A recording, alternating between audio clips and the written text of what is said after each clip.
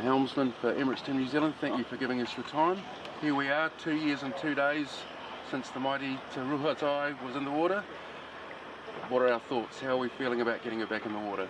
Yeah, it's incredibly exciting to see it going back in the water today. It's a pretty cool milestone for our program here as a team to get back into some full-scale testing, and obviously there's some pretty big changes in the rule from the last edition of the America's Cup through to this time, with obviously not having runners on the boat, strengthening up the rig, and yeah, today's really been about making sure all those parts go back together, and we're ready to get back into some tuning.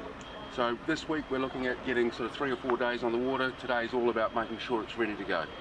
Yeah, well, I think we just need to have a look at the forecast. Obviously we want to get sailing this week, but to be honest, this period's really about learning, about trying to get all the systems working, and making sure all those things we're trying to figure out, we can kind of keep progressing in. So no, we're not going to push it too hard, set the expectations too high, but yeah, looking forward to getting out sailing in the big boat again. Definitely. Now obviously with the rules we're not allowed to change anything below the waterline.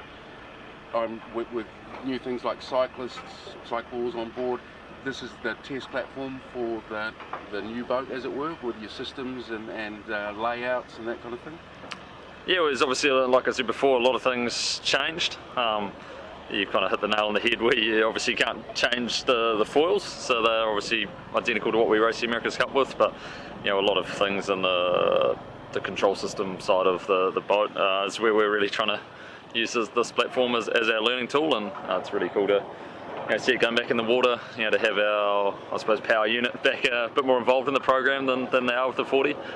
So it's going to be a really cool thing to finally be sailing in the configurations that we're thinking might be what we race the America's Cup with. Definitely. So we're using this as a development tool. Are we going to see much more performance out of it based on how the boat went 2 years ago? Yeah, well, obviously the new rules are a whole heap lighter than the old rule. So even with that, I think you'll see a whole heap more performance, especially in the light air.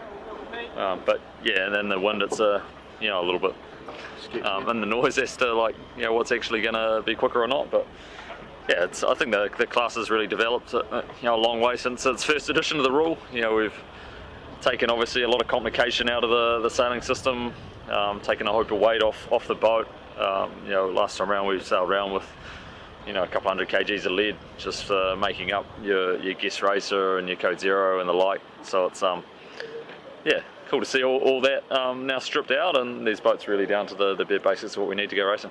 Fantastic, fantastic. Well, Peter, thank you very much for your time. Good luck, and we're going to be watching with bated breath to see how it goes. Awesome. Thanks, guys.